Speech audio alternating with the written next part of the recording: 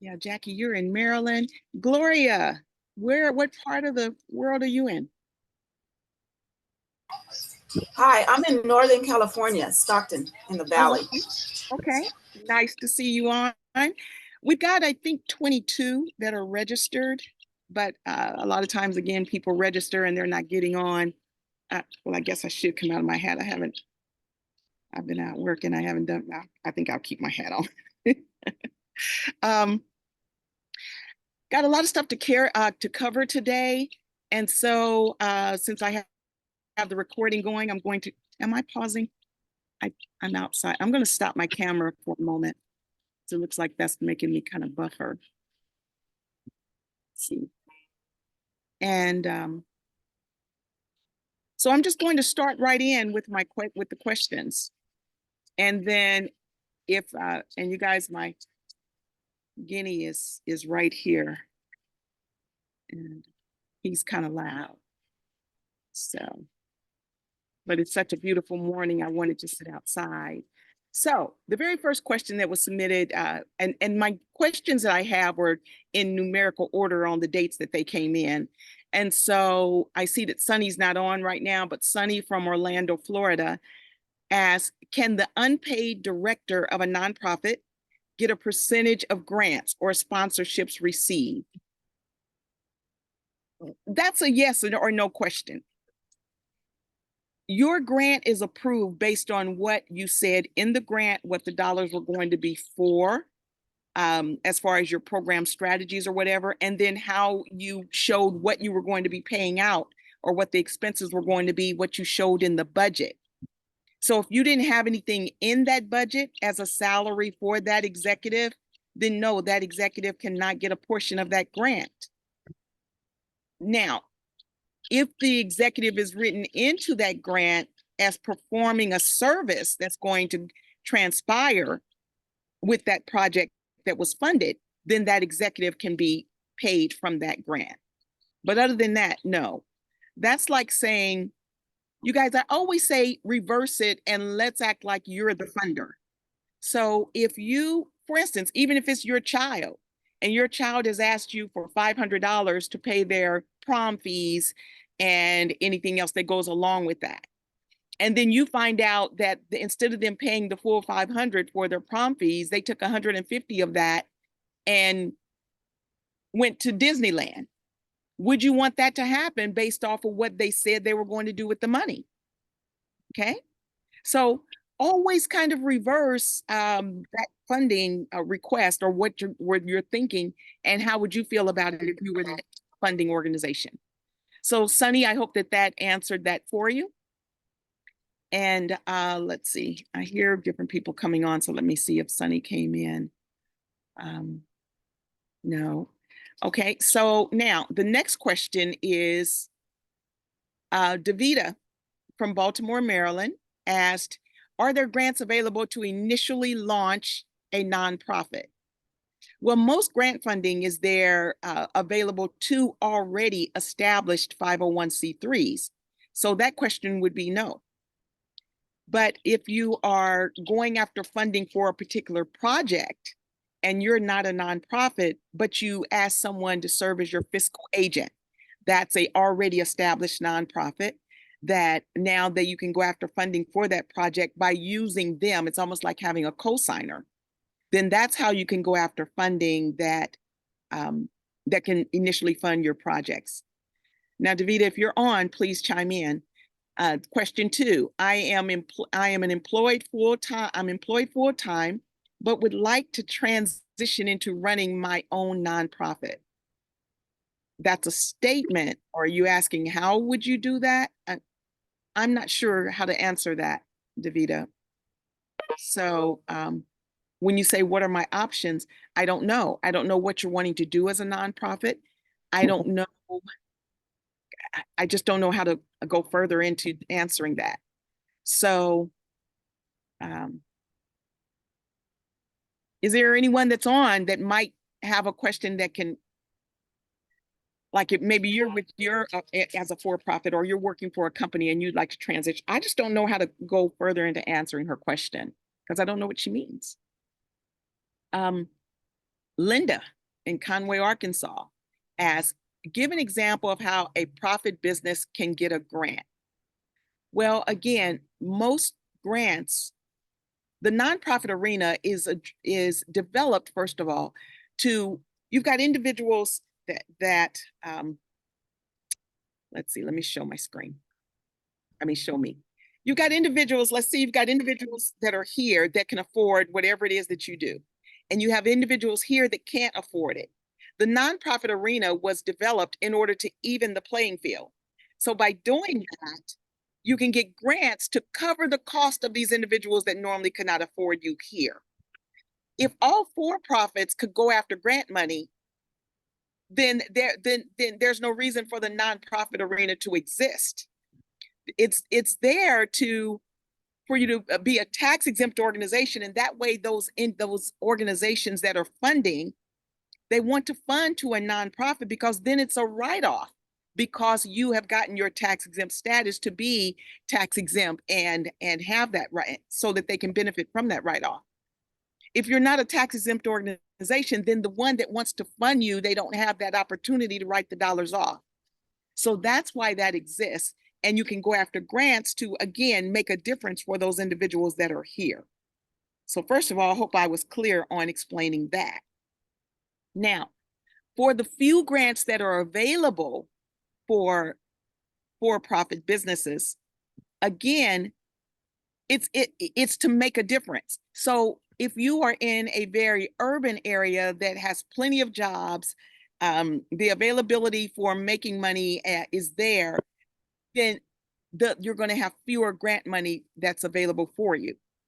But let's say that you want to have the same kind of business, but you're going to small town America that's in need of jobs, in need of infrastructure development, in need of tax revenue, in need of, now you're going to an area that's in need, then there's grant dollars for you to develop a business in that area. Now, for instance, and I've talked about this in, I think, my last session. I feel like I need to come out of my hat. Yeah, I just got to excuse my hair. There are larger towns that have gotten grant money to be able to fund for-profit businesses coming there. Like I talked about the Arch grants that St. Louis has created. And it's there to bring in, you know what? I think Beverly's calling because she's normally on this call. Hi, Beverly. Are you calling? Are you trying to get in on the call or something? Yeah, I was trying to get in on the session. Did you not get the link? Yeah, I got the link, and when I clicked on it, it says it starts tomorrow, and then when I went back to the confirmation invitation, it says the 7th. I don't know, because I've got a room full of people on. Let me just send you guys, this is someone trying to get on, so let me just send her the link. Beverly, let's see. So yeah, I'm looking at the invitation that you get after you register, and it says September 7th. I don't know, but I'll send you this. Okay. Let's see. Well, good news. You got a room full of people. That's what I like to hear. Yeah, let's see. Beverly. Okay.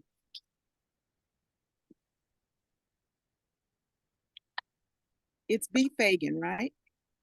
B. Fagan 1. Okay, there you are. And I just put link in the subject. Okay, so it's just an email you're sending me. Okay. Yeah. All right, cool. Okay, see you in a bit. You are. Okay, you should have it, dear. Okay. Alrighty. Okay. Thank you. Okay, bye. Bye. All right, thank you guys. So I was talking about the Arch grants. So that particular municipality has gone after funding to fund for-profit businesses. And so, for instance, they're paying, I think, $50,000 per entrepreneur to move, to relocate to St. Louis. And then they can use those dollars for housing, business, to advance their business or whatever. Topeka, Kansas is another city that did the same thing. So there's different ways that small businesses are getting funded, but 99.9% of grant funding is for nonprofit tax exempt organizations. So, and Gary, I know that that's going to tie into some of what your one of your questions. So, and I've got some links that I will also mention as far as that. So let's see. It looks like something's in the chat. Let's see. Can you explain how to be a nonprofit? How to be a nonprofit for profit? How to be a nonprofit for Wesley? Come on and explain to me what you So, mean. you know, they're like, I think hospitals are nonprofits for profits. Like, they're kind of have a dual purpose. Well, they have two entities. See, the thing Okay. is that you can't be a nonprofit and for profit. That's like you using your social security number and your sister's social security number. They must be two totally different operating organizations. But they can Now, feed into each other? they can benefit each other. For instance, you can have a for-profit entity at Westland. Let's say that you've got an office building, Mm-hmm. or an office that you're leasing, and let's say it's $2,000 a month, and this is your office here in on the left side, my left side. And then you've got a nonprofit that you just started. So your for-profit looks like this, and maybe your new nonprofit looks like this. And now that your nonprofit is going to be in the same building, now the expenses for your for-profit can start to shrink like this because your nonprofit is starting to grow and get in revenue and is sharing the lease of that building. And then because your for-profit was doing most of your training for your employees, all of that, but your nonprofit was created to now, let's say that Westland, you're an accounting firm, but your accounting firm realized that you were missing out on people that couldn't afford for your organization to do their end of year accounting and their external audits and all of that. So now you developed a nonprofit that's now getting some revenue to be able to now help those small businesses, nonprofits, individuals that normally cannot afford the service. So that's what this nonprofit side is for. So now, does that benefit the for-profit? Absolutely. Because now the for-profit doesn't have to just turn away business. It can send those individuals over to your nonprofit that you've created. You see what I mean? Yes, I do. So it's not that it's helping the for-profit to grow, it's addressing a need over here. So now, does it still help the for-profit? Absolutely, because it's helping to pay that lease that the for-profit was burdened with. You had some employees over here that were trying to work with those individuals that needed your service, that now those employees can move over to the nonprofit side and be paid with those grants to address those individuals that had a need for the accounting service. Okay. Okay. Yes. So so a lot of times, like, people will say, Sherita, I want to create a hybrid nonprofit. And they think that that's the for-profit and a nonprofit combined. Somebody came up with that name, made it seem like that is doing something different as far as in the nonprofit arena, when actually behind the scenes, they must operate separately. They must have two separate EIN numbers. It cannot look like you're creating a nonprofit just to grow the for-profit. Your nonprofit is addressing the need that your for-profit couldn't. Okay. So I hope I simplified that. Okay. Any other question before I move on? Yes, I have a question on that. All righty. And So, that's yes. Okay. So what about a person who has a hair salon and now wants to create a nonprofit for the school? That's a perfect example. Matter of fact, what was that? What was that hairstylist school that was a nonprofit? I can't think of it. But yes, you can do that, and your school can either run out of that shop or you can go after dollars to have a separate facility. Now, initially, what people try to do when they are new is they try and get grants initially to go after a $500,000 or $1 million building, and you're brand new. You're not going to get that funding, because that's like going after you just moved out of your mom's house. You've never experienced having your own apartment, and you're going after a loan for a 5-bedroom house. You're out of sequence. You got to start out with a studio or a 1-bedroom apartment. You see what I mean? And So so this is for real for life, a salon I was just talking to, been in the community for years. It's generational now. The daughter has it. They were the first ones to start locks in Boston. And so now she wants to start a school to teach natural hair care. one of the things that I would do first is start the nonprofit and start a program as far as teaching, even if it's her doing virtual classes or having workshops on the weekend. Just start right there in the shop and see. You're quicker to get funding to pay for a program that's operating there versus trying to get funding for a building. Right. So she can just start and go after grants to pay her as an instructor. Okay. And as she's teaching, you collaborate, for instance, with a local school or a foster program and be doing the hair of those that need their hair done but couldn't afford the services. Mm. You're making a difference as you're teaching. And that will get you funding quicker than just trying to pay a salary and just teaching without making a difference for someone that needs you. Okay. Okay. Was that clear? Perfect. Thank you. Okay. That's The- why I love coming and learning from you, because you always take it deeper and deeper. Yeah. Well, and the other thing, and this is for all of you, your chances for getting funding. Hey, Beverly, your chances for getting funding are much more increased when you have collaborations. Hey, Michelle, I see you now. When you have collaborations versus you're just trying to fund yourself. Right. Grant funders want to see a bigger bang for their buck. So to do the collaborations, that means you don't have to go out and try and recruit people yourself. You're going to an organization that already have those warm bodies. So it saves you work, you can make a difference quicker, and it increases your opportunities for funding. Okay. Anything else? Let's see. So let's see. Give an example of a profit business. Give an example of how a profit business can get a grant. Now, again, that's also back to Linda's question, Michelle. What you just asked is a for-profit beauty shop. But a for-profit beauty shop also, without even developing a nonprofit, you can collaborate with a nonprofit. For instance, you can collaborate with that nonprofit women's domestic abuse program.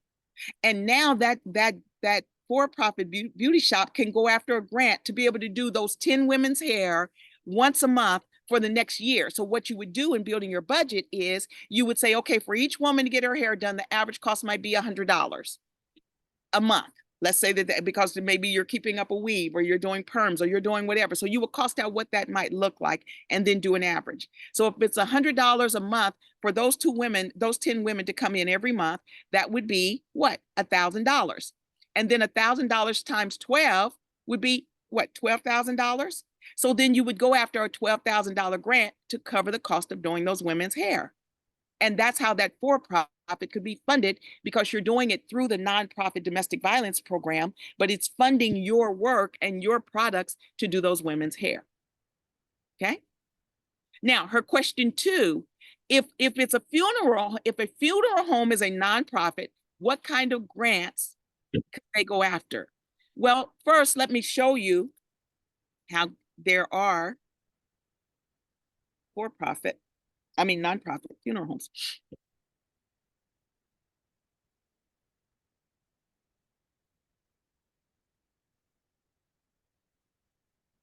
Okay, show my screen. I see there's something in the chat. I'll come back to you guys in just a moment, okay? Let's see. So like, for instance, here, it says, new nonprofit funeral home breaks ground. And this was an article on August 1st, 2023. Ascend. And they got their little hats. At first, when I looked at that, I was like, what the heck is that?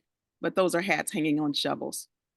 So in Weston, Wisconsin, that's close to you, Michelle, a new funeral home broke ground on Tuesday in more ways than one. Ascend Funeral Home and Cremation Care will be the first nonprofit funeral home in the area. The unique funeral home focuses on easing the burdens off of grieving families, coping with loss by creating a place of support and healing through a comfortable atmosphere. So now what kinds of funding can they go after? They can go after dollars that there's FEMA dollars. You can look at what at community block grants, CDBG funding. And then depending on what else that funeral home may be doing, maybe they even may have a job training program within their funeral home where they're training individuals to do the makeup of individuals that have passed away. Maybe they've got a program on showing people how to do embalming. So they've got a job training program within their funeral home. So they can go after the same job training funding as any other organization that's doing job training. Because people have to be trained on how to run funeral homes and how to do embalming, how to do makeup, how to even counsel families. Okay, so it depends on what that funeral home is doing as far as the kind of funding that they can go after.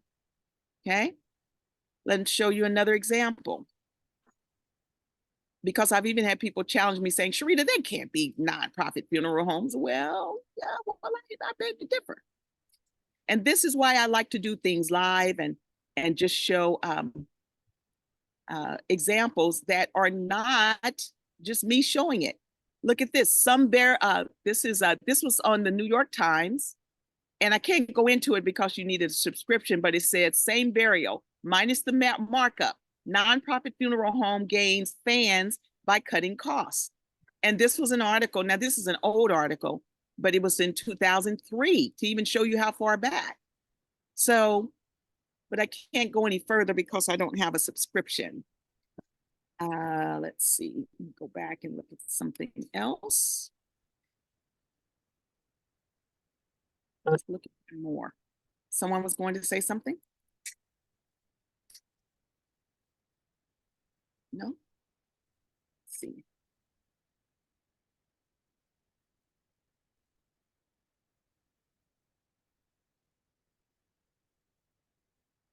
Moving a little slow. So now this one says charities and organizations that help with funeral costs. And you guys, I will again on the recap put all of these links. But this is, many people feel overwhelmed when they lose a loved one. Again, helping with funeral costs. Nonprofits exist to make a difference for those. These up here can cover funeral costs. There's people here that can't. That's why that exists, because there's grant funding to even the playing field, because people have to be buried, right? And so there's funding to help individuals to do that. So I just wanted to show a few of these examples. Let me go and look at my chat, see what we got here. Okay, is there a certain way to structure a nonprofit when it comes to a homeless shelter for families? That's from Ray. Well, Ray, are you a new nonprofit, first of all? Actually, it has not started. So it's something that we are looking into doing, but I guess my challenge is, how does that need to be structured, when it comes to submitting documents? I'm unsure. I don't know. And so I'm kind of in the middle of trying to figure it out. And it's, I don't know. Okay, so Ray, have you worked with the homeless population at all? Very little, not too much. Okay, if you don't have a track record, again, it's going to be very hard for you to get funding for a building if you don't have a track record in working with that population. I'm taking it there's a reason that you're wanting to work with this population. Well, I can be partnered, but again, I'm not structured correctly at the moment. So okay. I have connected and been in communications with other organizations and businesses that have had experience with homeless families and whatnot. Okay, so you would show them as your collaborations. Correct. And, it's just like if you're an executive, like for instance, an executive of a YMCA and you want to start a scuba program. If you've never scuba dived, you would find a qualified scuba instructor and they would lead that program, and then you could go after the funding for that. So if you want to structure yourself first I would go on and let's say that you want to start immersing yourself in the arena and start Mhm. showing how you're collaborating, why you're collaborating, and then but even if you're so when you say structuring, I would go on and if you haven't structured your nonprofit yet, structure your organization to show not only that you want to do housing, but you want to also maybe offer, literacy classes and whatever other their needs may be. You want to also have mental health and mental wellness, and that would happen through a collaboration. So you want to show that your organization will exist to also provide these other services, even though you may not be the actual one to do it. Okay. And because that shows a funder that you've thought through what are the needs for that particular kind of structure and the people that you're going to serve. Now, Okay. So sorry. go ahead. So just so I'm clear, so the more services you can offer when you structure your nonprofit and, get that submitted to the IRS, the better. Yes, and you don't have to do them all at the same time. You can say these are some of our projected services with our Okay. initial being and then what you're going to do first. See, people always think when you have a whole lot of services, they all have to be operating at the same time. No, what Time. you're Okay. doing is you're showing like you've got a big stove with 6 burners. You've got Okay. 3 burners up front, but 2 of them are just on simmer and you've got 1 on high. That's the one you're going to do first.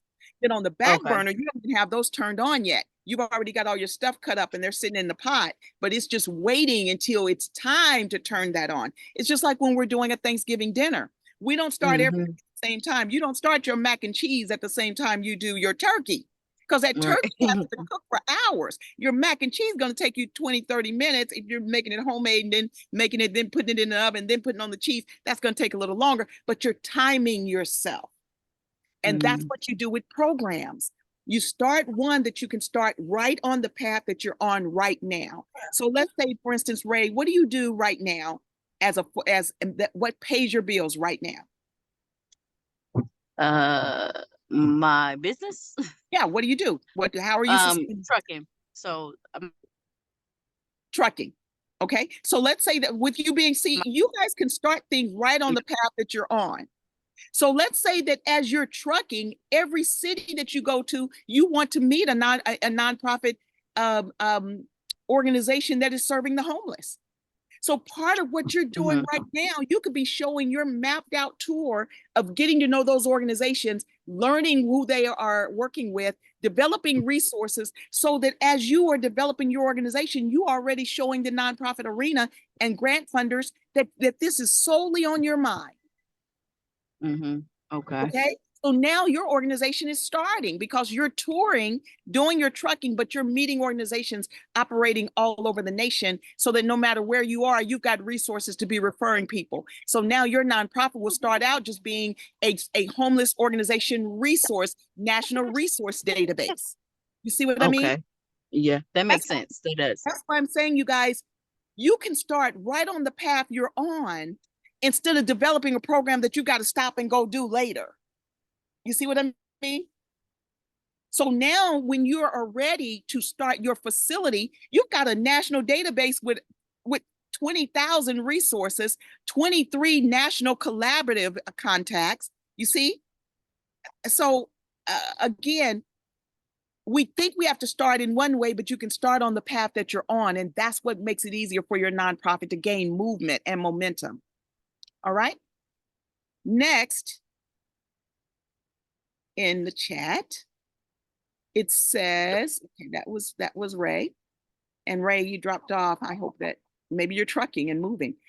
Gloria says, so can a mutual benefit nonprofit be exempt without the 501c3? Well, there are 29 different kinds of 501c3 organizations, but you won't be able to go after grants. You've got to be a 501c3 public benefit organization to go after most of the grants that are available. Okay. So you can change your status. You can fill out the paperwork to change, but you got to show what it is that you're planning on doing to make a difference and to be a public charitable organization. Okay. That help?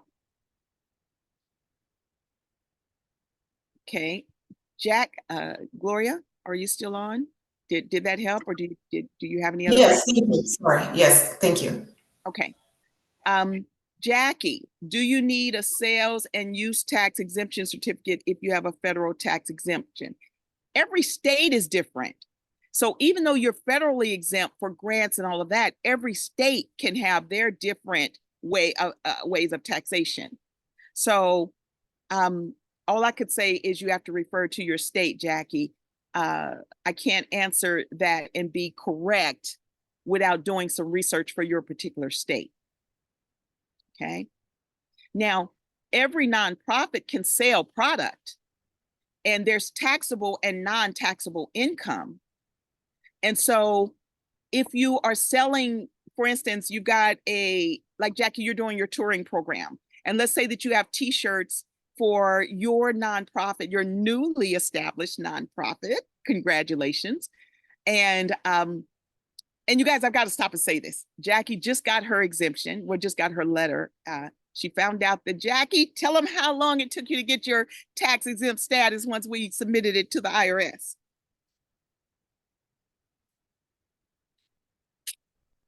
Uh-oh, we lost her. Well, hopefully she comes back on. But Jackie, so you can have, I'll go on and make sure this is on the recording. You can sell your t-shirts with you touring, also promoting your nonprofit and letting them know that 100% of those t-shirt sales come right back to your nonprofit to benefit, to help develop your programs and services.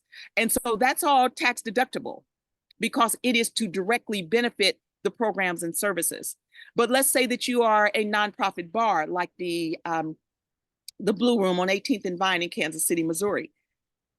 The training and what they do with all their various programs are tax deductible to benefit, but the liquor that is sold in that bar is taxable because that has nothing to do with programs and services. That's straight alcohol, but it's sold because the people that want to come and listen to those new musicians and be exposed to the music of those individuals that you're helping get exposure. When people want to come and listen to jazz, what do most of them want to do? Drink. So it's understandable that you have liquor, and a lot of people are confused thinking nonprofits, you mean they can sell liquor? Well, a lot of you don't realize is a lot of, in order to get a liquor license in many states, you have to be affiliated with the nonprofit. You guys, the nonprofit arena is so entrenched in our economic structure. It is unbelievable to most. But anyway, so the liquor is taxable. So again, a nonprofit can have taxable and non-taxable income. Okay. Let's see. Ray, is there a certain way you should structure a new nonprofit for providing housing for homeless? Okay, we got that. Natalie, can you talk about the importance of the strategic plan versus the business plan? Well, a business plan and a grant proposal both have a strategic plan. They both must include a strategy, a plan for how you're going to operate your business, and that's in the for-profit or nonprofit. Now, the way that you set up your structure and your strategic plan is based off of what you're going to do. A strategic plan for a tech business, whether a for-profit or a nonprofit, is going to be totally different than a strategic plan for a health and wellness organization or a senior housing facility. But no matter what it is, whether it's a for-profit or a nonprofit business, whether you're a C Corp, a LLC, or a public charitable organization, you must be able to show a clear and concise strategy for your business, which is your strategic plan. So, but it's going to differ again based off of what kind of business you are. So so Jackie, unless I can answer something more specific, I hope that captured that. Okay, let me go back. Sherita, this is Natalie. Okay, so I have a business plan. We're trying to write grants for the museum. Some of the grants I can't get because I haven't opened my doors for over 90 days. Some of the big ones, some of the federal grants. And so I wanted to piece it off. And like, if I want a mobile unit, I'm trying to write a grant to take that mobile museum around until we can get the facility, right?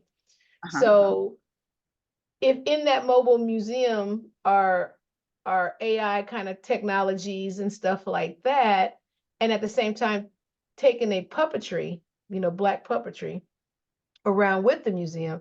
Is that two separate strategic plans? One for the puppetry show for the little kids, and then the actual mobile unit for everybody else. Does that make Yes, sense what I'm saying? every program you will go after a different pot of money. Okay. The puppetry is and would be not only for puppetry, but it's for youth development, leadership development, improve communication, whatever your puppets are helping to enhance. That's the kind of funding that you're going after for that program. And then your funding that you want to go after for the museum is a different pot of money.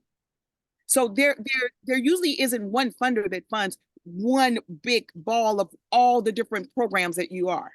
And I like to, again, use the YMCA. A YMCA has swimming classes, youth basketball, camping, senior knitting classes, health and wellness. Well, see, you will go after a grant for each one of those various programs. That's why each program has what's called their own case statement, CASE. Now, the YMCA has its overall mission statement. We build strong mind, body, and spirit. But their youth basketball program individually will have its own mission statement or case statement. Their child care center has its own mission statement, case statement. Their youth aquatics program has its own. So then when you're going after, that's why when you go after grants, they ask you the name of your organization, and then that grant funder will ask, what is the name of this program? Because each program has a different name so that they know what, and you have a different name so that you can talk about your programs, whether it's to your board or whatever. It's like a mom having 5 kids. If everybody's name is Michael, when you call Michael, everybody's gonna be like, huh, ma'am, what? Right? Gotcha. But each child has a different name. Sherita, Ramona, Chris, Pete, Sonny, so that when you're called, you know who they're calling. So Gotcha. your programs, your puppetry program has a name. Your museum part has a name. Now, back to your museum and funding. Maybe instead of trying to get funding for your mobile facility or a building first, Natalie, I think you and I talked about this. You might need someone that is itemizing everything, putting an item number on all of your things. So now you collaborate with the university for them to have students to come and do that. And now you can get funding for that piece. See, you get funding that leads to the bigger money. So think about what are things that you need to get done and can go after the smaller money that can do that. Or even if it's not smaller, it still might be $100,000 grant or whatever, because you've got 15 students coming from USC that are now categorizing your things and paying them or paying a supervisor and paying yourself because you're working with them. Go after that kind of funding that leads to the other funding. Oh, okay. Gotcha. So like if I want to go after funding to preserve the collection of the different exhibits, then just earmark that for a way where I can bring the students in to help Right. with the research and stuff like that. Okay. And go that after means funding that covers the warehouse for all of that. Because a correct. warehouse can be very expensive, right? Mhm. Yes. So now you're going after funding that covers that $500 a month fee for that warehousing. And whatever, and now for them to go in there and be able to itemize, maybe you need shelving in there. So now there's funding for that. Think about with the entertainment industry, that's, you guys, a lot of people don't realize that the Oscars is put on by the Oscars Foundation. And under the entertainment industry, where you go and all of those films are stored and all of that memorabilia is stored, most of that is under a nonprofit, and there's funding that's covering that. So that's why you can get that same kind of funding, Natalie. Okay. Um, And again, each one of those programs has their own budget, and then those budgets are put into the main budget for the overall, but you can Yes. piece them off through the Absolutely. strategic plan for the grant itself.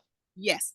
Okay. It's just like when your check comes in and you know you need so much for your housing expenses, your mortgage, the utilities and all of that, then maybe you've got some money set aside for your entertainment side, and you've got some other money set aside for what you're going to need for your kids in school.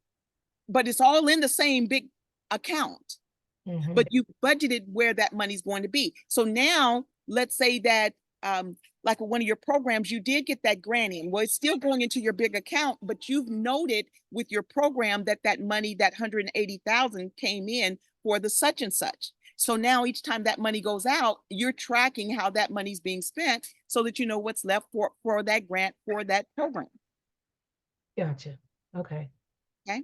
Makes And sense. I'm glad you asked that, because another one of my clients, they had opened up all these, they had like 6 different bank accounts because they thought they needed a different bank account for each program. No, that's too much paperwork. And you guys just track what goes into the account and for what.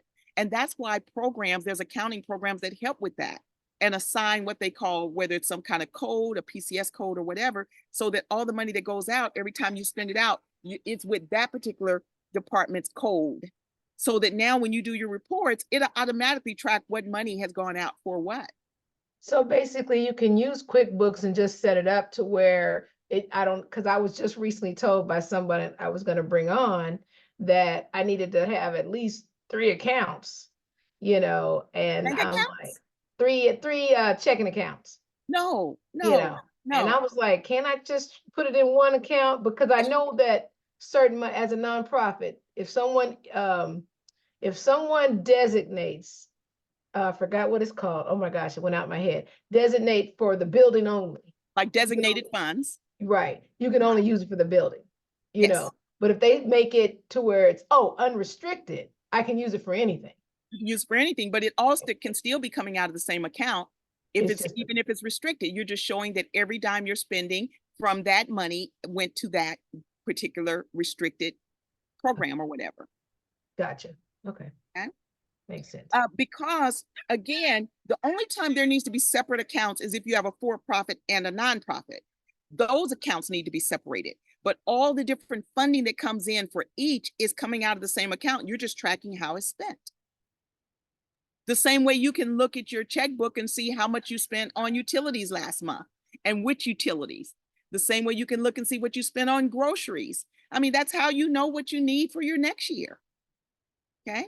Mhm. You don't have a different account on what you spend for groceries, what you spend for your house and the operations of that, and what you spent when you were traveling, so. Okay. Okay. Thank you. You're welcome. Let's see. Do you guys see my screen? Am I still showing my screen? I can't tell. No, we don't see your screen. I think for this next question, I'm going to need to show my screen. Let me see. See where I am. Let's see. Okay, Yolanda in Marlton, Arkansas asked, can I have a nonprofit and for-profit in the same building? You absolutely can. And one of my perfect examples that I have is, I want to show you BLT Communications, because they are a nonprofit that we developed. Oh my gosh. I mean, they're a client that I worked with years ago, and they're a for-profit. You should be able to see my screen now. And BLT Communications, they do all of the sizzle reels and websites and things for all these movies that you see. Any of these movies look familiar? They are a major force in the entertainment industry there in Hollywood. Okay. And what they do, now I'm just scrolling and showing you.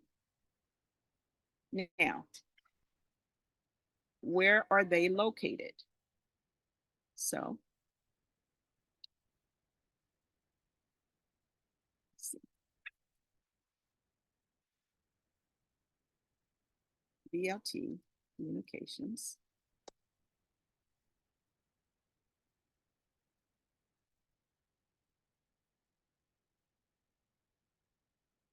Okay, BLT Communications, 6430 Sunset Boulevard, number 800, Los Angeles, California. And see, that's BLT Communications right here. Okay. So back to them, this is what they do again. And remember that address. I mean, you don't have to remember it verbatim. So now they have a nonprofit. And this is how they became my client. I named it and developed BLT Helps. Okay. Now, BLT Helps, here's their site. And you just click off of their for-profit side. When you click off, now it brings you over to their nonprofit. Okay. And what do they do? Let's see, our work. Let's see. But do you see their address right here? You guys see that down at the bottom? 6430 Sunset Boulevard, Hollywood, California. Are they in the same building? Yes. Okay. Now, what do they do? Let me see. Our work.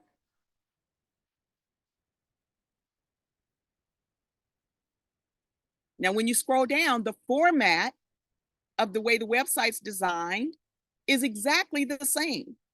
It just shows you that they work with a different population.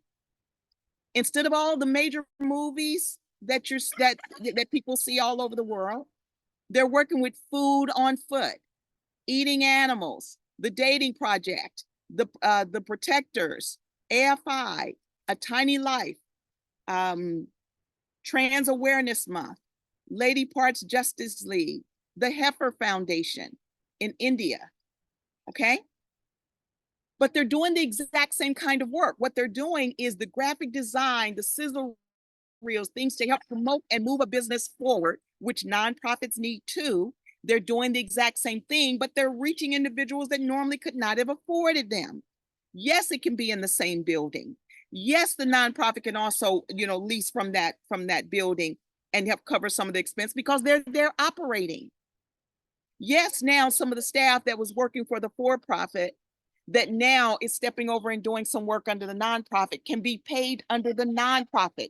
That helps take the burden off of the for-profit instead of the for-profit covering the salaries, not getting grants to cover it. That's a burden on the for-profit side, even though they're making a difference. So why can't those employees now work part-time for the for-profit, then work part-time for the nonprofit?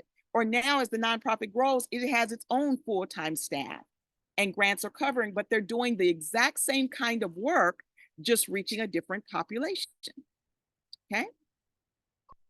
Any questions or comments? Okay, go back over here to our next question. Can a nonprofit sell items to help with the upkeep? Absolutely. As long as it's helping with the upkeep of the programs and services of the nonprofit. Do I need to get a 501c3 in order to apply for grants? Well, I hope I've answered that question already. Most funders do want you to be a 501c3 organization. Okay. Andrea out of Atlanta, Georgia asked, what are your service fees? Well, I don't know what service you're asking for. And if you're asking about my organization and me personally, just give me a call and I can talk about that more in detail as far as that. Now, her next question asks, Andrea, are you on the line also? Are you available to speak with the board of a new nonprofit? Yes, I am. I do board development training. I do management training. I do fundraising training. So there's all kinds of training that I offer. Okay. Matter of fact, if you guys are looking to become a nonprofit, starting in October, I have my nonprofit masterclass coming up. And I also have my grant writing masterclass coming up. Both of them are starting in October. And I will provide the links to that when I do the recap. Dr. Suki Stone out of San Diego. Hello, Dr. Suki. Her question is, how do I find donors who just want to give financial help to my literacy cause? I am not, and she says in capital letters, looking for grants. So, Dr. Suki, I'm going to just show you where there is sponsorships for literacy or reading programs. So, second, it's opening slowly.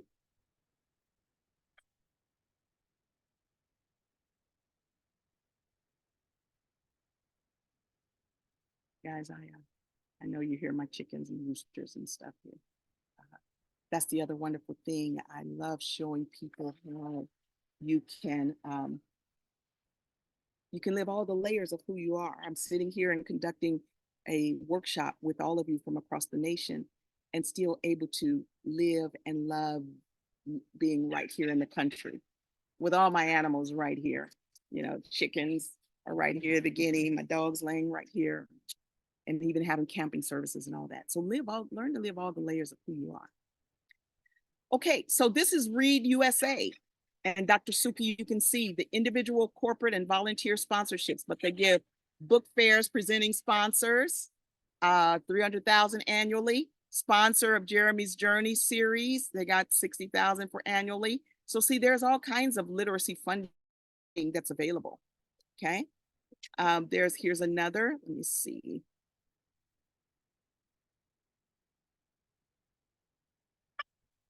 UC Davis, right there in California. Let's see.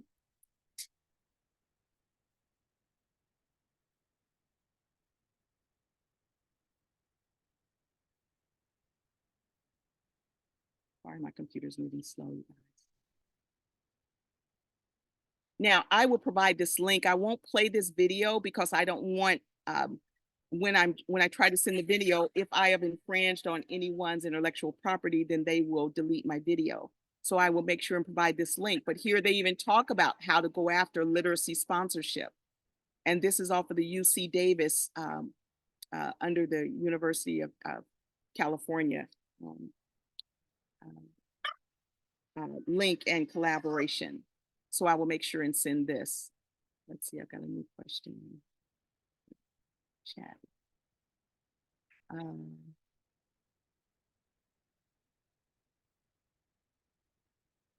Let's see, can you, Michelle, I have a training after this, so it'll have to be later.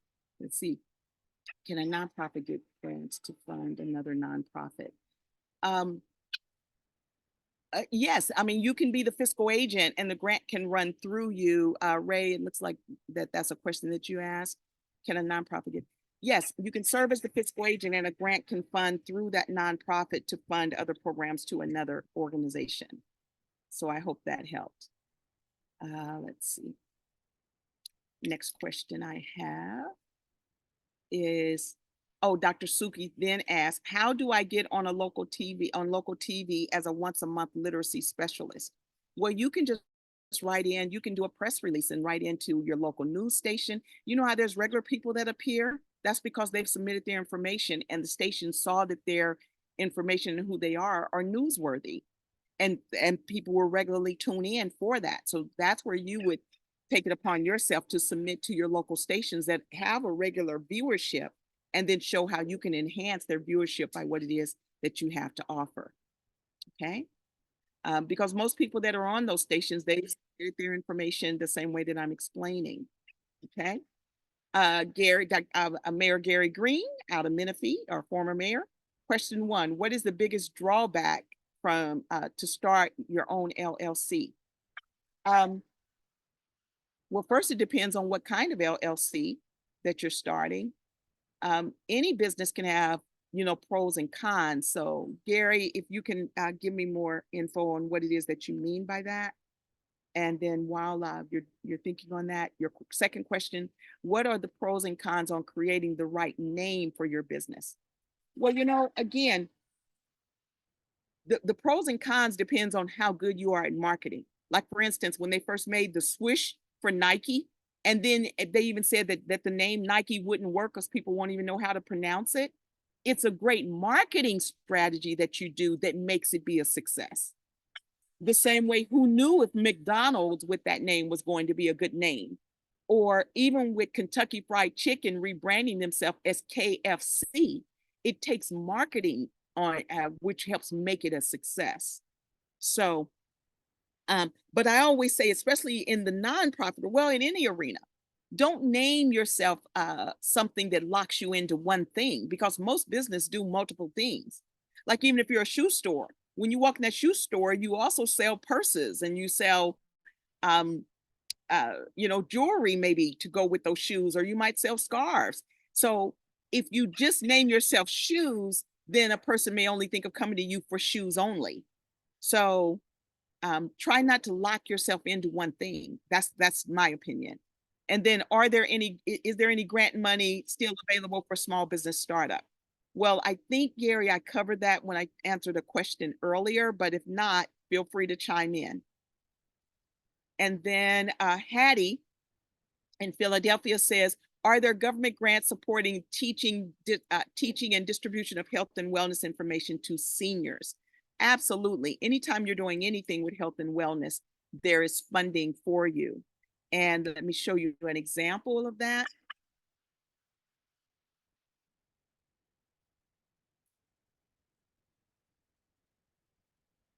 So for instance, in your Pennsylvania, Pottsville area Health and Wellness Foundation, they're giving dollars not only for seniors, but anyone that's doing anything with health and wellness. So you can come here and look at the Pottsville funding that's available. Pottsville Area Health and Wellness Foundation. Let's see, headlines and happenings. The PA HWF awards over 1 million in their latest grant cycle, and that was in January 2024.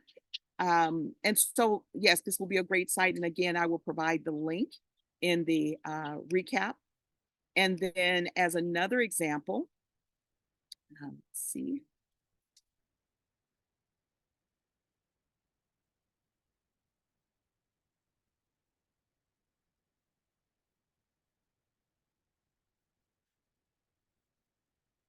AARP, any organization that is doing a lot of things that are serving seniors, in most cases, they also have sponsorships and grants available. So AARP is investing 86,508 Pennsylvania communities as part of the nationwide grant program. So if you're in other areas of the country, you also can be looking at AARP funding. Okay. Let's see. Something's in my chat. Let's see. Cath Lab Tech. Are you talking about the name? If you're thinking of naming it Cath Lab Tech, is it a lab tech for health and wellness? Is it a lab tech for AI? So see, a name can be misguiding. So you would need a really great marketing strategy to explain what is Cath Lab Tech, if that's what you're talking about naming it, because it's confusing. Okay. But again, a good marketing strategy can take care of that. Okay. Let's see. Natalie, thank you for coming on. I see you had to go. So thank you. And let's see. Hattie also asked, are grants only for nonprofit businesses? Well, I think I've answered that. And then, who is a good resource to get assistance in setting up a nonprofit? Well, I don't know any better than who I am and my organization. So, and if you have questions about that or have an interest in participating in my nonprofit workshop, then definitely do that. Okay, and let's see, next. Natalie, I think we've answered your questions. Is there a strategic plan for a business plan? What do you feel is the best business strategy? What are your thoughts about, your last question, Natalie. What are your thoughts about board members giving money and how much versus getting money? So let me just show you an example, because most funders want to see that your board members are also donors to your organization. So I want to show you a great site that provides that kind of information. So Board Source, it says many nonprofit boards spend considerable time defining the board's role in securing adequate resources for the organization. Personal contribution is an essential part of that discussion. Each board should determine its own personal giving policy. For boards that raise funds, the target should be to reach 100% board member participation. So you might, as on your board, decide as a new organization, for instance, that you want your board members to be donors of, $300 a year, and that can be in monthly payments or whatever.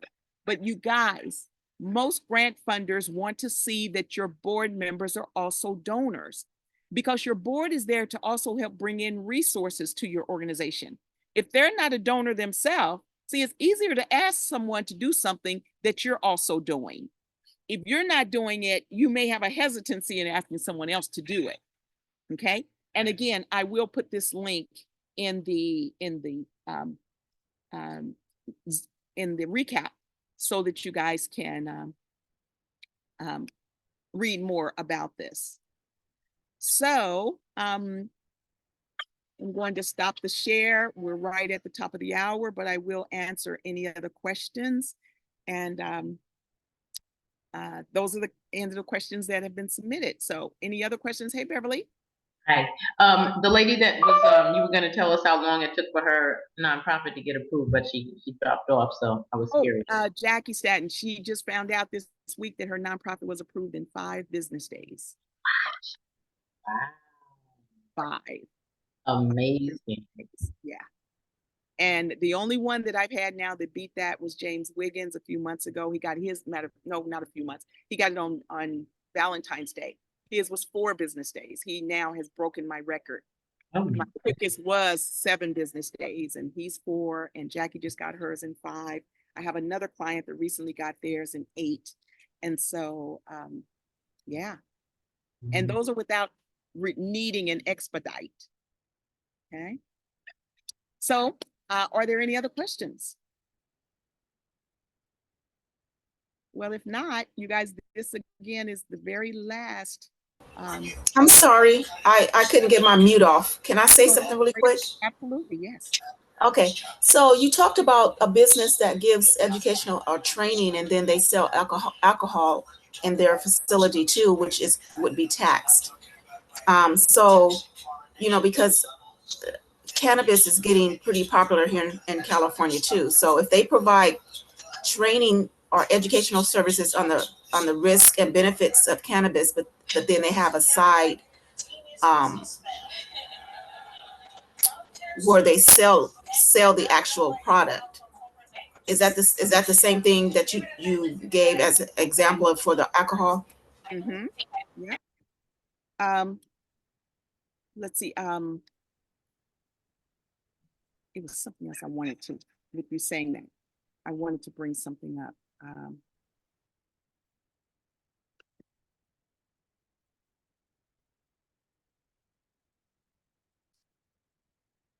Let's see.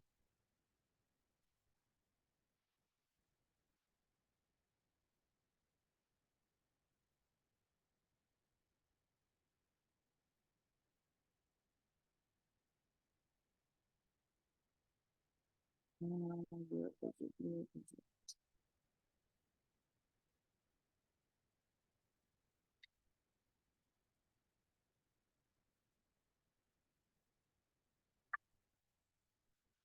Like, for instance, see, people don't realize that cannabis and the dispensaries have to be related to a nonprofit. Look at this. See, it's just a lot of people don't realize it.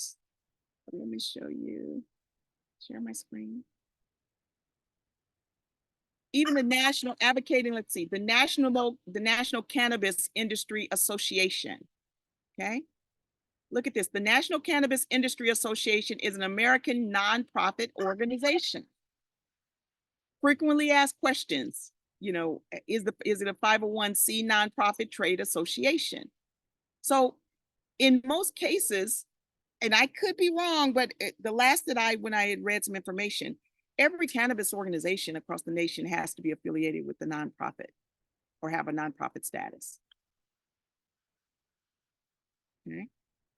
And so, but yes, it can have a training component because, you guys, especially since gummies, the emergency room for seniors, going to the emergency room has increased over 2,000% with seniors going to the emergency room because of eating gummies, because they're either eating too many or eating something that doesn't agree with them or their medication or whatever. And so there needs to be an education about it. Okay. Can you imagine? I just saw this on TikTok. This guy took he was supposed to be taking his baby somewhere and he walked out the door, but he takes a gummy And the next thing you know, it shows himself, he's seat belted in the back seat and the baby is in the front seat. And he's sitting there like waiting. Oh, you guys, I love TikTok. Social media is crazy. Talk about good laughs. I'll say, Gary, let's see. No, that's her profession. So that wasn't the name. Already created a name, just trying to see what is a good business to pursue in that area of cath lab tech. I don't know, what is cath lab tech? Okay, tell me what that is. And then Hattie, thank you. I truly look forward to working with you. Great. All right, my dear. Okay, you guys, you're getting a little close. Too boisterous. You were getting ready to tell us some unfortunate news, I believe.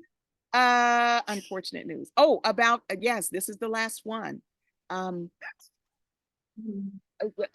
Based off of the meeting that I had with my board, I'm just not getting enough participation versus even though I'm getting enrollments, the questions are too vague. It's not producing what we had hoped as far as making a difference, versus me still getting the emails and private DMs where people want to just ask me questions personally. And it's frustrating also for me. And even Marshall, I mean, he's heard my frustration. Veronica, they hear my frustrations because I'm like, this is why I wanted to offer this. And you guys, it pisses me off, actually. I'm holding these sessions and still people want to do private one-on-ones. I am a small business and I only work with consultants when needing them. And when people want to do private one-on-ones, which is normally $150 an hour, but I try and hold sessions like this that also will benefit them more by hearing other questions. And still people want, that's like using me.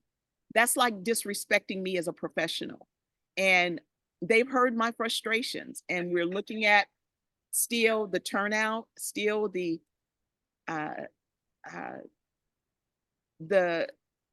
lack of response versus me offering this. And so that's why this is the last session.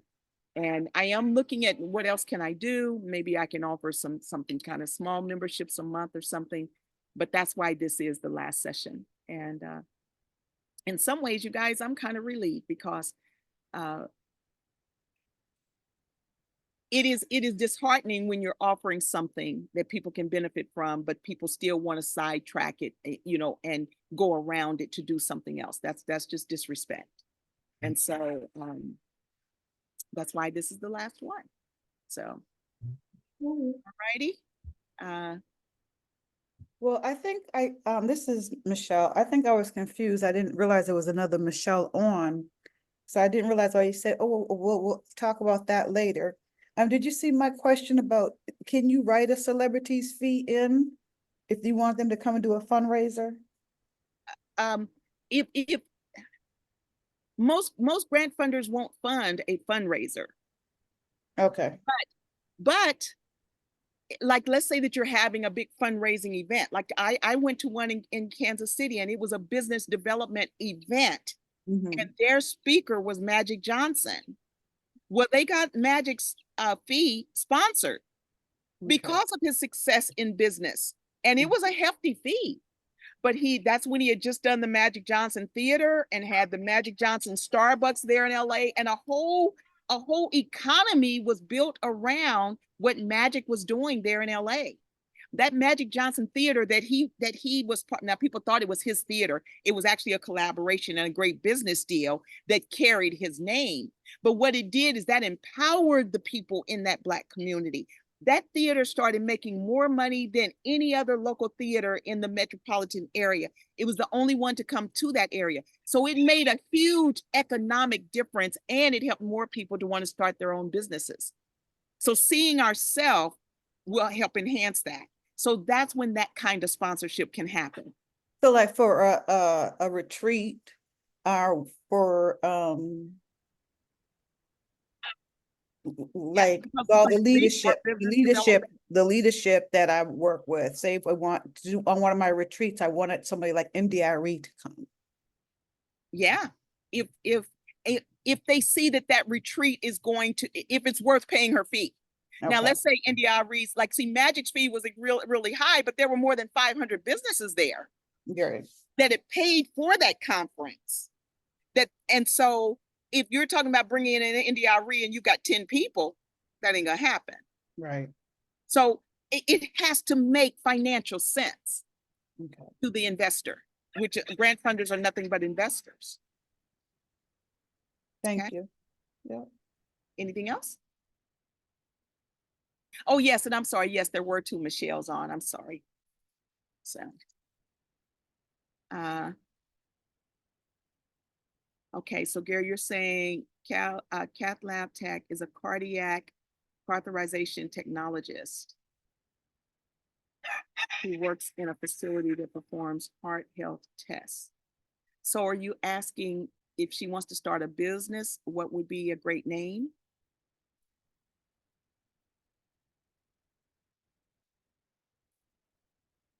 Is that what you're asking?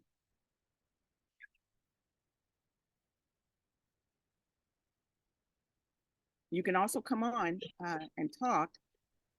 Can Is you that hear me? yes? Yes. So are you asking what would be a great name?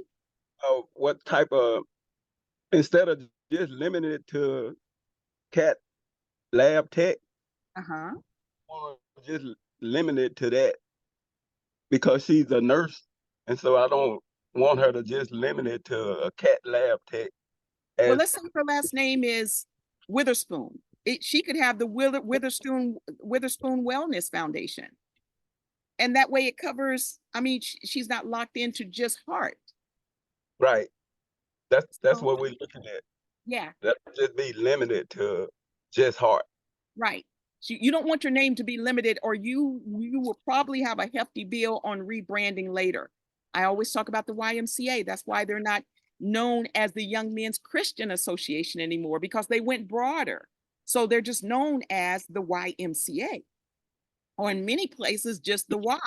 And when you see their building, they just got that big Y on the building because they became more than serving young men and Christians. So that's why I say don't limit yourself by your name. Right. And another thing is one of the turnbacks is the funding for starting up a new business. She's kind of afraid of that because she's working all these hours. She's got a house payment, then she's traveling to another, then she got an apartment that she has to pay for. And so she's looking at a lot of money going out and not a lot coming in. Now, if you're talking about that she has an apartment, but an apartment building under her organization, she could even make that for low-income housing. And that could be also funding her nonprofit, but also she could be going broader. I don't know if that's what you meant as far as, does she have a single apartment or does she have a building? She has a single apartment. Okay. Well, she's So, renting, she's traveling to another city and she's renting she has a house. oh, And then okay. So and see, so she could even have a traveling nurses organization with her already serving in 2 different cities. She could start her own traveling nurses roster and have others under her nonprofit doing exactly what she's doing, and grant funding would cover that. yeah, See, that's what I'm trying to get her to see. yeah, start going after funding on the exact path that you're on. You guys, whether it's construction, whether it's nursing, whether it's law, there are people that need you that normally can't afford you. So your organization can start on that exact same path, but you can start going after funding to help those that normally can't be on that path with you. Right. I got you. Okay. Thank you. You're welcome. Anything else? No, I'm good. Well, all right. Well, nothing else in my chat. Well, I want to thank you guys again. If there's any other questions, I've got a 12:30 call coming up, but that means I still got 15 minutes if you guys have any other questions. You're all done? All right, it's the countdown. This is the last session, last questions. Thank you, Beverly. Love you too. Thank you so much. I know where you live. Yeah. I'm turning folks away there too. You know how many people here locally stop and just wanna take up some time. Look, I'm busy writing grants so I can get this property going. The old house, I'm writing to have it as the lodge so that I can have sessions here, painting classes, after school programs. So I'm busy doing what I do here. And that's why a lot of times now, you guys, I'm even turning away clients because I have to get more focused. When I'm doing 5, 6 trainings a day and I'm switching from childcare to now seniors to now logging to IT, at the end of the day, I'm too tired. I'm like that beautician with a hat on. I'm doing everybody else's hair, but my hair isn't combed because I'm combing everybody else's hair. So I've had to stop. And that's another reason why when we had this last meeting, they were like, okay, because see, it takes me researching before I have these calls. I'm constantly looking at registration. I'm promoting. You guys, a whole lot goes into just doing this 1 hour or even when it's over an hour. And I'm the one doing it. I'm not going to pay a consultant to do that. So everything that we do, you guys know there's hours of work that goes into it prior to. And is it worth it or do you need to do something else? And that's just one of the things that was decided.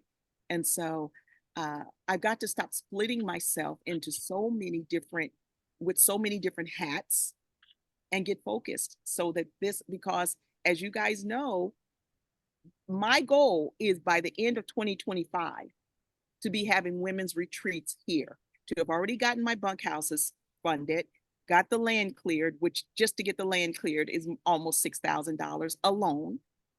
And then got to put in the water lines and the electrical lines and get the building. And, so I've got to get focused. I am tired of putting everything else in front of what I know every one of you can benefit if I do this here. Because studies have shown that whether you're doing wellness, whether you are doing executives, when you can bring people back to reconnect with nature, their mind gets clearer.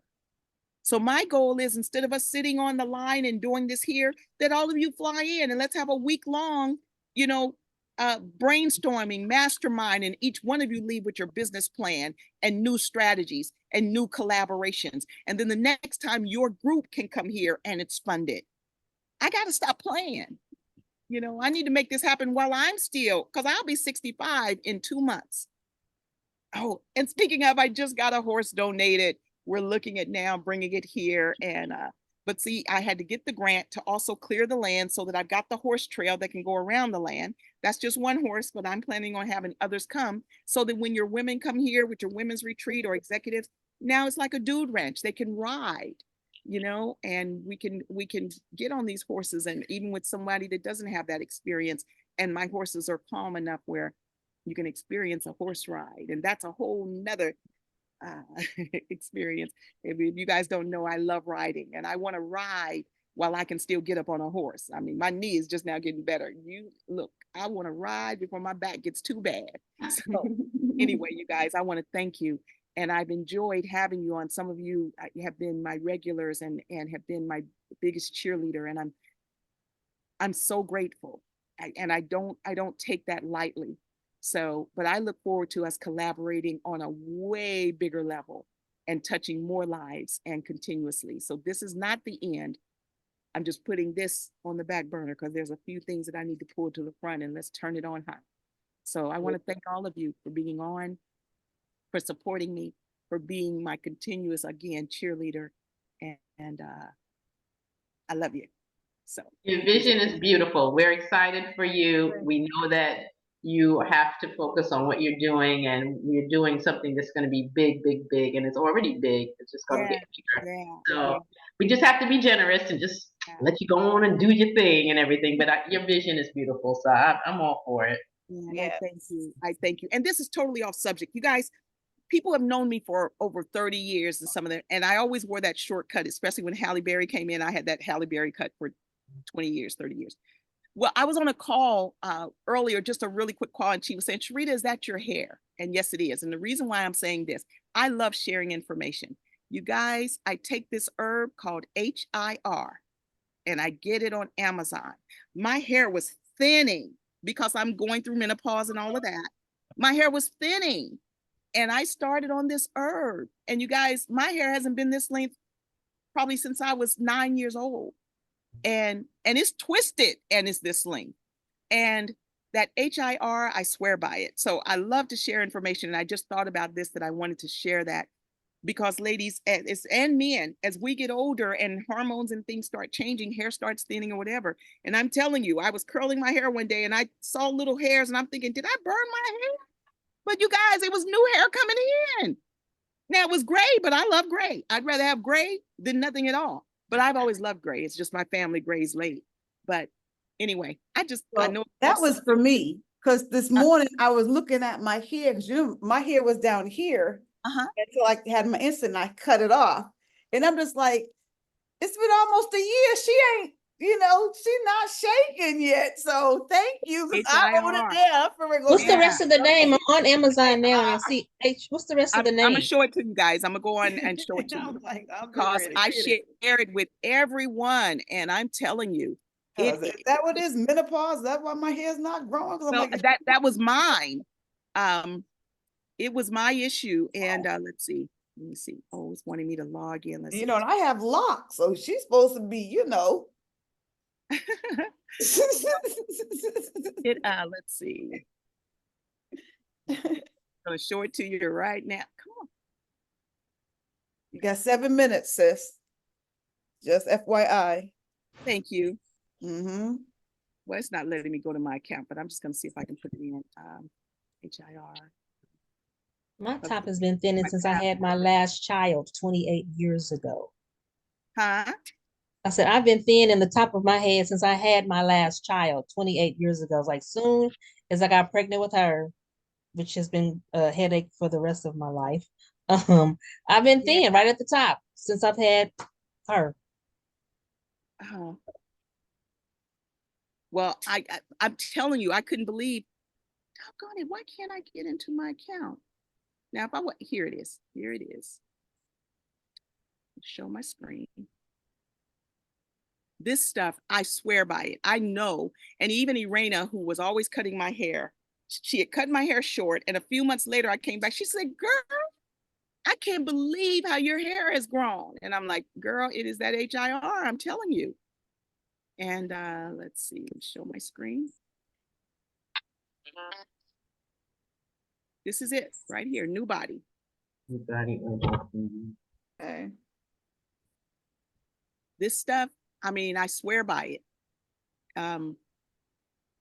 Even if you're growing out of a perm or whatever, like I've grown out of my perm, then I decided I wanted another perm or whatever, but I never had hair breakage.